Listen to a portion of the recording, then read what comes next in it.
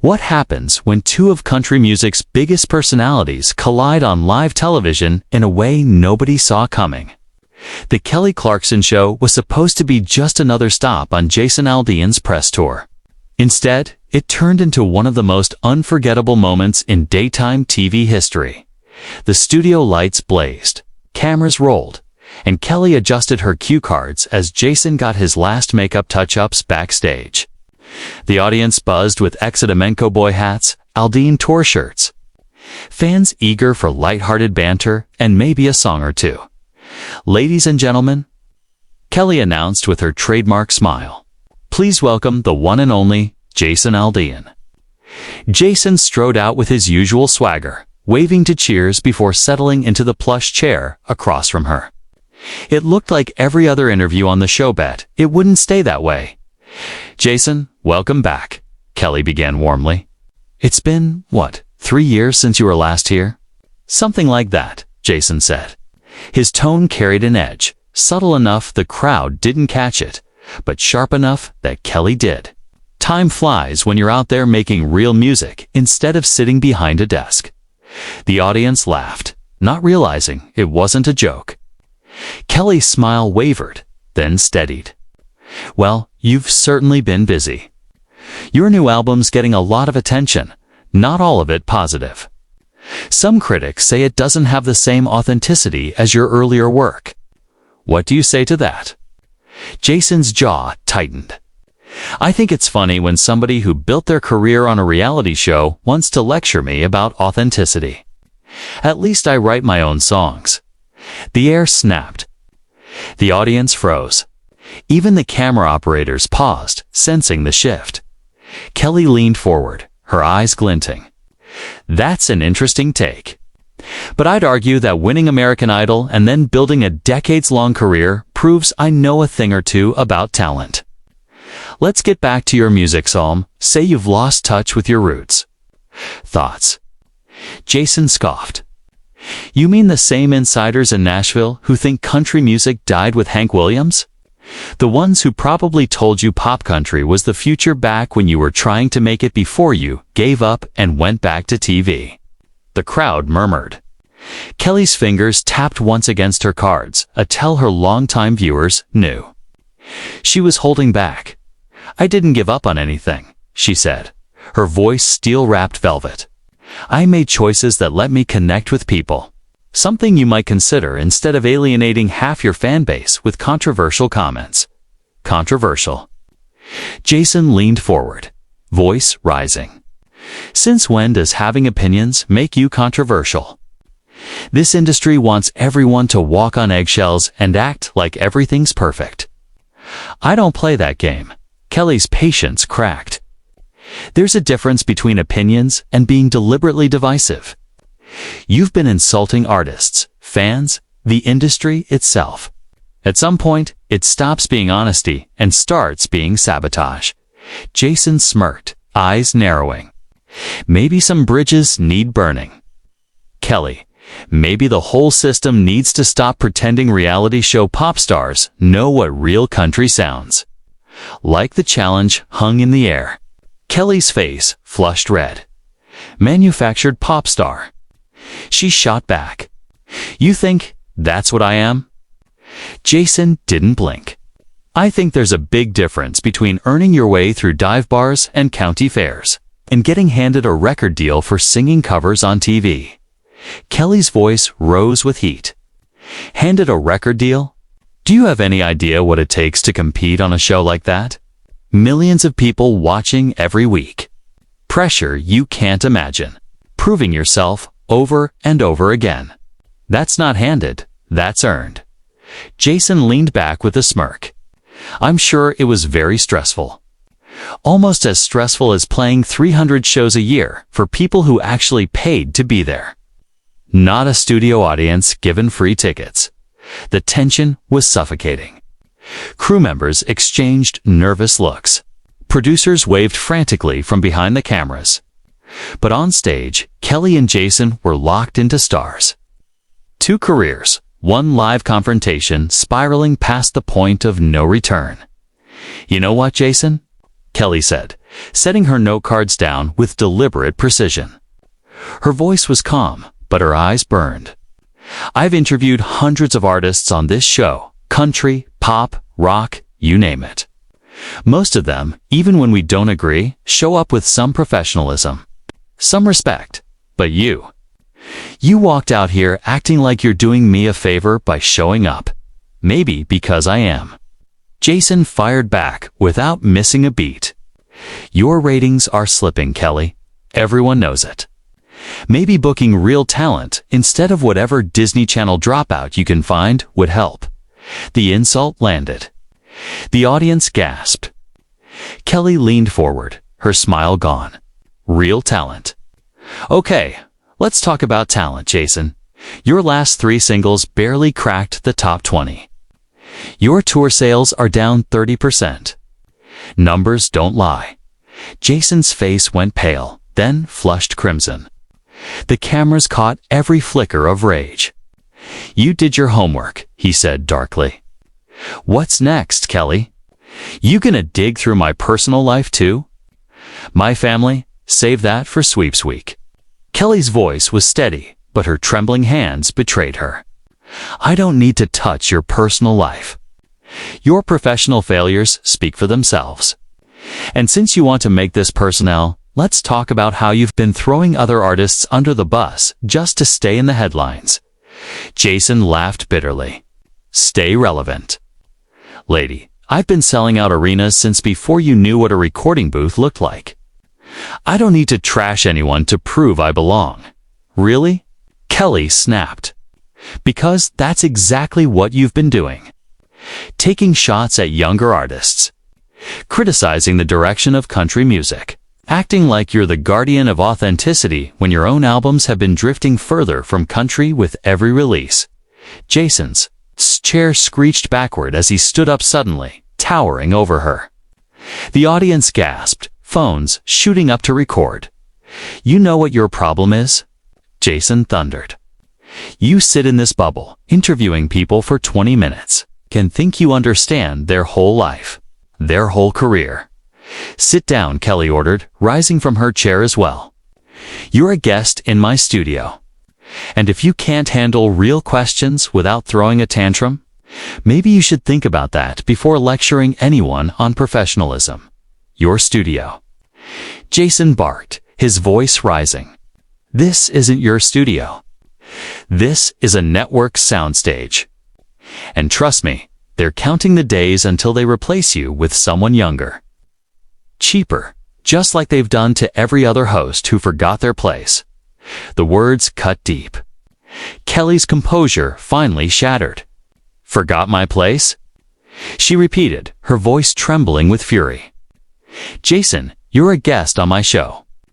And you've spent this entire interview being arrogant, disrespectful, and downright rude.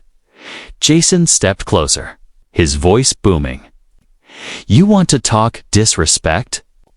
Disrespect is ambushing your guest with attack questions. Disrespect is pretending this is a friendly chat when you've had an agenda from the second I walked out here. I didn't ambush you with anything. Kelly shot back, moving around her desk to face him directly. I ask legitimate questions about your career and your words. If you can't handle that, maybe you shouldn't be giving interviews at all. Maybe I shouldn't, Jason hissed, his voice dropping to an icy register. Maybe I should stick to playing venues where people appreciate real music. Instead of wasting time with failed pop stars who think hosting a talk show makes them experts. The studio erupt, gasps, whispers, phones recording every second. Security inched forward, but Kelly raised a hand, refusing to be rescued. Failed pop star. She repeated, her voice deadly quiet. Jason, I've sold more albums than you ever will. I've won more Grammys than you ever will. And I did it without alienating half the music industry in the process. Jason sneered. Grammys. You mean those little gold toys labels hand out to whoever they want? Yeah, real impressive. Kelly, nothing screams integrity like an industry popularity contest. The audience murmured louder now, caught between shock and awe. And the cameras kept rolling, immortalizing the moment where a light-hearted daytime show transformed into one of the ugliest, destroyest confrontations in TV history. "At least I've got something to show for my career," Kelly snapped, setting her jaw. "What do you have, Jason?" "A bunch of songs about pickup trucks and beer that all sound the same. A shrinking fan base because you can't stop insulting anyone who doesn't worship the ground you walk on." Jason's fists curled at his sides. His voice dropped, gravelly with rage. "You don't know what you're talking about. You don't know country music.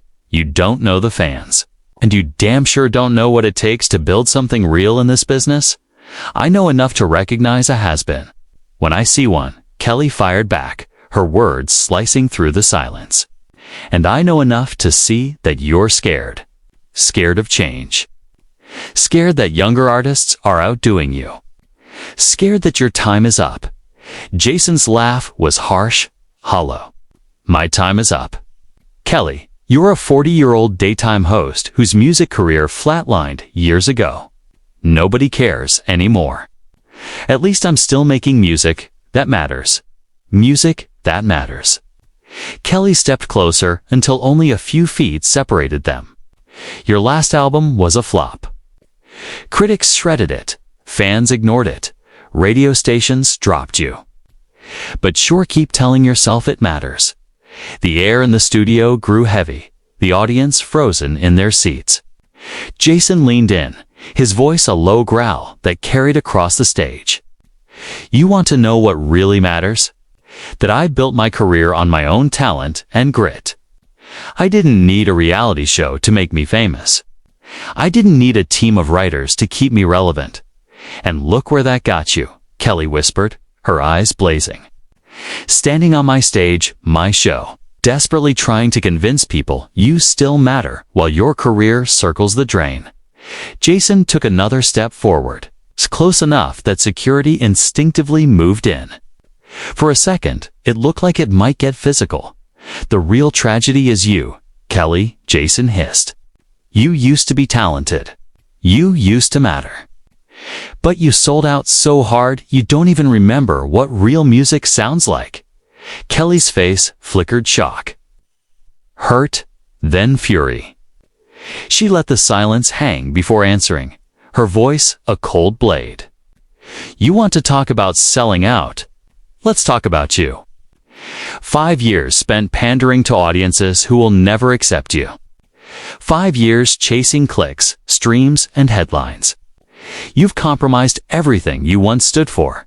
I've never compromised." Jason shot back, but his voice cracked. The conviction slipping, Kelly tilted her head, pouncing. "Haven't you? I remember when you said music was about storytelling, about connecting with real people. Now all you do is spit out angry rants, designed to spark outrage and keep your name alive." "At least I still have a name worth keeping alive," Jason said. But the words rang hollow, even to him.